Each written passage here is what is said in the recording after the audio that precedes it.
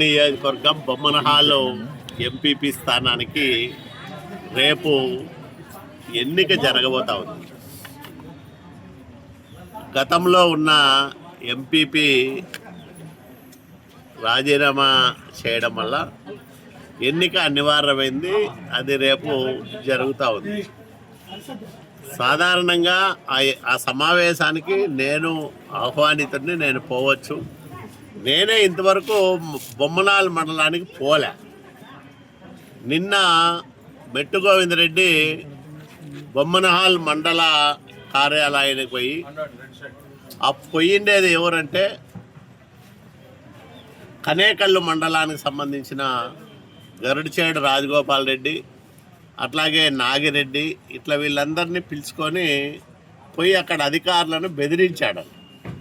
మాకు ఐడి కార్డులు ఇవ్వండి, మాకే హ్యాండ్ ఓవర్ చేయాలా, మేము అట్లా చేస్తాం ఇట్లా చేస్తామని మెట్టు గోవిందరెడ్డి బెదిరించింటాడని నేను అనుకోను. కానీ పక్కనుండే వాళ్ళంతా అధికారులు బెదిరించినట్టున్నారు.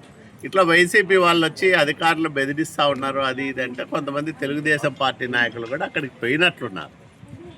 పోయిన క్రమంలో వాళ్ళు మీరెందుకు వచ్చినారు తెలుగుదేశం వాళ్ళని ఏదో కామెంట్ చేశారంట, వాదులాడుకున్నట్లున్నారు. దాన్ని కోతిపుండు బ్రహ్మాండంలాగా మెట్టు గోవిందరెడ్డి దాంట్లో పెద్ద ఇష్యూగా చేసి నానా హంగామా చేస్తాడు. నేను ఒకటే చెప్తా ఉన్నా, ఇప్పుడు అది ఏంది 6 నెలల ఎంపీపీ స్థానం. ఎవరో ఎంపీటీసీలు 16 మంది ఉంటారు, వాళ్ళలో ఎవరో ఒకరు ఎంపీపీ అవుతారు. దానికంతా ఇప్పుడు నేను ఎమ్మెల్యేగా గెలిచిన తర్వాత ఇదే నియోజకవర్గంలో కనేకల్లు మండలంలో ఎస్సీ మహిళకు కేటాయించిన ఎంపీపీ పదవికి ఒక ఆమె రాజీనామా చేస్తే ఎన్నిక వచ్చింది. నేను ఏదైనా చేయాలా, ఎన్నిక అడ్డుకోవాలా, లేకపోతే జరగనీయకుండా చేయాలంటే చేసేవాడినే కదా. ఆ శక్తి నాకు లేదా? మరి నేను అసలు జోక్యమే చేసుకోలే. ఆ కనేకల్లు మండలానికే పోలే. ఎవరో వైసీపీ వాళ్ళు ఒకరు పోయి ఇంకొకరు కూర్చున్నారు, ఎంపీపీ అయినారు. ఎవరైనారో కూడా తెలియదు, వాళ్ళ మొహం కూడా నేను చూడలే. ఏం పని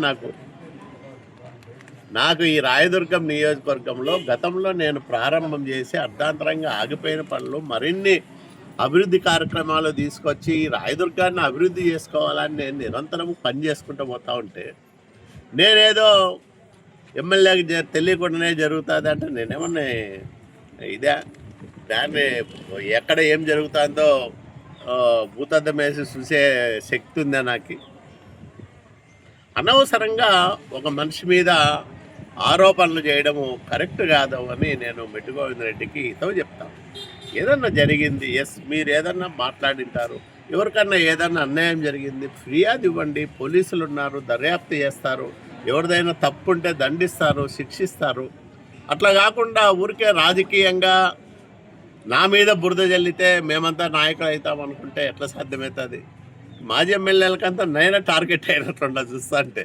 నా పని నేనేదో వేసుకుంటూ పోతా ఉన్నాను, నా మీద పడి ఏడుస్తూ ఉన్నారు అందరూ. నిజంగా నాకు ఆ విషయమూ తెలియదు. అదేం జరిగిందో నేను తెలుసుకునే ప్రయత్నం కూడా చేయలే.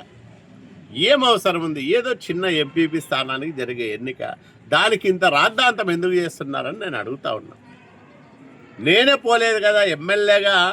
ఈ శాసనసభ నియోజకవర్గానికి ఎమ్మెల్యేగా గెలిచిన వ్యక్తిని నేను ఇంతవరకు అక్కడ ఎంపీపీ ఎన్నిక జరుగుతూ ఉంటే బొమ్మనాల్ మండలంలో కాలు పెట్టలేదు. నువ్వేదో బీ ఫార్మ్ ఏ ఫార్మ్ ఇలాంటి ఎవరో ఒకరితో పంపించచ్చు. అంతమందిని 40-50 మందిని వేసుకొని పోయి అధికారులు బెదిరించాల్సిన అవసరం ఏమొచ్చింది? మెట్టు గోవిందరెడ్డి బెదిరిస్తే ఎవరన్నా బెదిరుకుంటారా? అట్లా సాధ్యమవుతుందా? ఇది ఎన్డీఏ కూటమి ప్రభుత్వం. చట్ట ప్రకారం ఎవరు పనిచేసినా గౌరవిస్తాం. చట్టాన్ని ఎవరు ధిక్కరించినా వాడు ఎంత పెద్దవాడన్నా కానీ లెక్క కూడా పెట్టం. మేము నిర్దాక్షిణ్యంగా అణిచివేస్తాం. చట్టానికి లోబడి మీరంతా ప్రవర్తించండి. అంతేగాని మాకేదో మేము 40-50 మందిని వేసుకొని పోతే అంతా భయపడతారు. మేమంతా ఇప్పుడు గరుడిచేరు రాజగోపాల్ రెడ్డి పోతానని, లేకపోతే నాగిరెడ్డి పోతానంటే ఊరు రెడ్డి ఇంకో ఊరికి పోలిగాడు, అంతే కదా. కనేకల్లు రెడ్డికి బొమ్మనాల్లో ఏం పనయ్యా? ఏం వీళ్ళంతా పెద్ద పోటుమో వల్ల ఎందుకు వీళ్ళంతా భయోత్పాతం సృష్టిస్తూ ఉన్నారు? అంటే మేము ఊరికే ఉన్నామనే మీకు చేతగానంలాగా కనిపిస్తున్నామా మేమందరం? ఏం అవసరం, ఏం పని ఉంది మీకు అందరికీ? తెలుగుదేశం వల్ల రాకూడదు అంటారంటే ఏమంటే మీదే ఏమన్నా మీకు ఏమన్నా రాసిచ్చినారా ఆఫీసులు? ఎన్డీఏ కూటమి ప్రభుత్వం ప్రశాంతమైన వాతావరణంలో ఈ రాష్ట్రంలో అభివృద్ధిని, సంక్షేమాన్ని, సమగాటిని తీసుకొచ్చి బ్రహ్మాండంగా అభివృద్ధి చేస్తాం. అలాంటి ప్రభుత్వానికి సహకరించండి. మీ బుద్ధి చెడ్డ బుద్ధి అయితే ఊరికే ఉండండి, మీ ఇళ్ళలో మీరు కూర్చోండి. అంతేగాని ప్రభుత్వ ఆఫీసుల దగ్గర పోయి అధికారులు బెదిరిస్తే మాత్రం ఎవరిని లెక్క పెట్టము, ఎవరిని చూస్తూ ఊరుకోమని చెప్తా ఉన్నా నేను. రేపొద్దున ఎంపీపీ ఎలక్షన్ ఎన్నికల సందర్భంలో కూడా ఎవడైనా తోక జాడిస్తే నిర్దాక్షిణ్యంగా వ్యవహరిస్తాం. కపర్దార్, ఎవడైనా సరే, నేను ముందే హెచ్చరిస్తా ఉన్నా. ప్రశాంతతకు భంగం కలిగించేవాడు ఎవడైనా, మిట్టు గోవిందరెడ్డి కావచ్చు, రాజగోపాల్ రెడ్డి కావచ్చు, ఇంకో రెడ్డి కావచ్చు, ఎవడైనా ప్రశాంతతకు భంగం కలిగిస్తే నిర్దాక్షిణ్యంగా వ్యవహరిస్తామని కూడా హెచ్చరిస్తా ఉన్నా. కపర్దార్.